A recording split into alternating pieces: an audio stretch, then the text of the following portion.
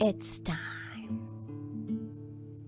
for DJ Raqi's Secret Files.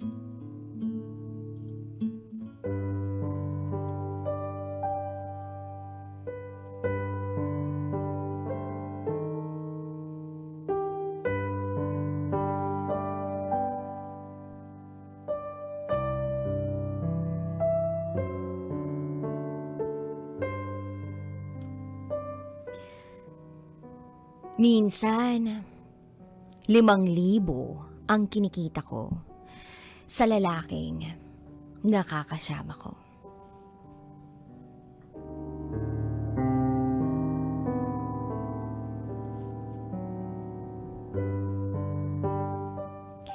Everyone hates me. Kasi, isa raw akong kalad ka rin. Escort girl, slut, pokpok, bayarang babae. Whatever you call it. But before you judge me, hear me first.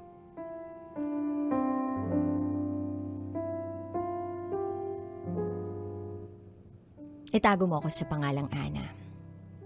And this is my secret file. Years back then, 7 months pa lang ako. Sabi ni Daddy, iniwan na ako ng mommy ko para sumama sa ibang lalaki. Si Daddy na nag-alaga sa akin. Pero noong grade 3 ako namatay si Daddy. Kung saan ako napadpad.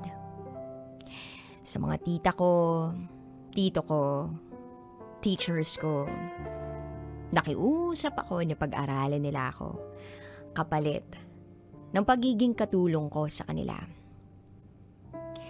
I survived my elementary and high school days. Consistent honor student din ako. Noong nag-college na ako, nakitira ako sa malayong kamag-anak ni Daddy. Kay Tito Alfred. May asawa at isang anak siya. Kaedad ko lang si Mikay na anak ni Tito. Kaya nagkakasundo kami at tinutulungan niya ako. At first okay naman. Kaso, nung mag-e-enroll niya ako ng second sem, things went fucked up.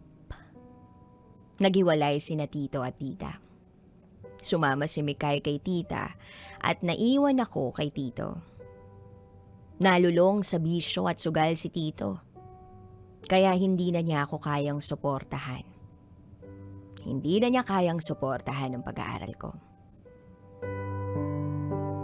At doon ko nakilala si Farah na siyang tumulong sa akin. Sa kagustuhan kong makapagtapos ng pag-aaral sa mga panahon niyon. Pumayag ako sa inalok niyang trabaho. Iyon ay ang ireto ako sa mga lalaking customer kung tawagin niya. Pikit mata kong sinunod ang mga utos niya. Minsan, 5,000, 3, o di kaya'y 1,000 ang kinikita ko sa isang lalaking nakakasama ko. Alam kong madumi, pero nilunok ko ang dignidad ko para makapagtapos ako. Wala akong kwenta, salot sa lipunan, at walang patutunguhan. Yun ang tingin ng karamihan. Nadagdagan pa nung kumalat ang skandal ko sa school at social media. Ang masakit pa kasi, galing yun sa tinuturing kong kaibigan na si Farah.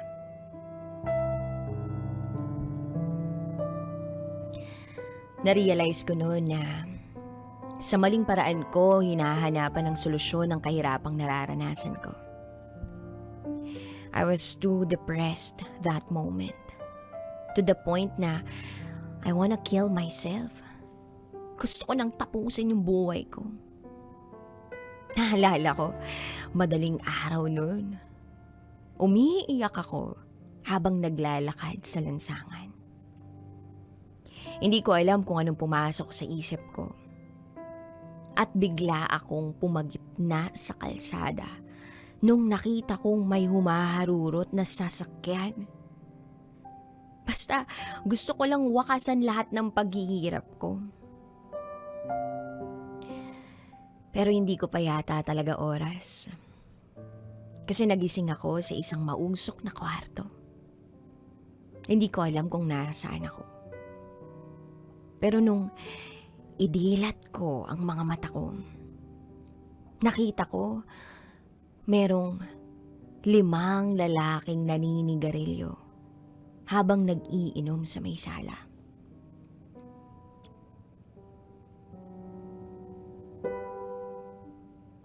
Umakyat uli lahat ng takot ko sa katawan. Pero anong laban ko? Hinang-hina na ako. Sa pagkakataong to, buong puwersa ko nang ginamit yung lakas ko. Pero wala. Hindi ko kinaya yung lakas nilang lahat. Ginamit nila ako at pinagsamantalahan ng libreng-libre. Nang walang kalaban-laban. Awang-awa ako sa sarili ko. Inantay ko na lang silang magsawa. At inantay ko na lang sumuko ang katawan ko. Wala na akong lakas para mabuhay pa. Then everything went black. Akala ko katapusan ko na. Pero sa pangalawang pagkakataon, nagising uli ako. Wala akong alam sa nangyari. Nakita ko ang sarili ko sa isang barong-barong. Maayos ang damit ko at malinis ang katawan ko. Pakiramdam ko, nasa mabuting kalagayan ako. Kahit nangihina, tumayo ako. Doon ko nakita ang isang pamilyang masayang kumakain. At kusang tumulo ang luha ko nung naalala ko yung mga naranasan ko at ang mama ko. Nasaan kaya siya ngayon? Masaya rin kaya siya sa pamilyang ipinalit niya sa amin ni Daddy? Anak, buti at gising ka na. Halika, kumain ka. Nagising ang diwa ko nung tawagin ako ni Aling Merna. Nakitira ako ng mahigit 1 buwan sa kanila. Gusto pa nila akong magtagal doon, pero ayokong maging pabigat sa kanila. May 5 anak sila at mga bata pa. Nagpapasalamat ako at sa kabila ng hirap, inalagahan pa rin nila ako. Dito ko napatunayan na kung sino pa yung medyo kapos. Sila pa ang may mga mabubuting loob. Lumuwas ako ng syudad at doon na namasukan bilang sales lady. Gusto ko nang ilibing lahat sa limot, lahat ng nakaraan ko. Ginawa ko na lang motivation ang pangatlong buhay ko na ibinigay ng Panginoon. Naging active na rin ako sa simbahan at unti-unti nang kumukulay ang buhay ko. Makalipas ng ilang taon, okay na rin ako. I'm not yet ready for any commitment, though maraming nanliligaw, and BSB pa rin ako. And up until now, hindi ko pa rin naranasang magmahal ng lalaki. Pero isa lang ang sigurado ako sa pagkakataong to. Mahal ko ang sarili ko. I love myself more than anyone else. And si Lord, sa kanya ko inaalay lahat ng to. God is the center of my life.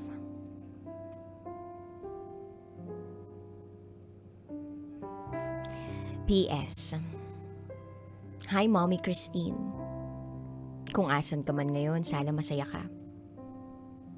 At kung naalala mo man ako, sana kahit konting panahon man lang makasama kita. Pangarap ko kasi talagang magkaroon ng isang ina. O maramdaman kung paano magkaroon ng isang ina. Hanggang dito na lang po. Muli, ako si Ana. At ito ang aking secret file.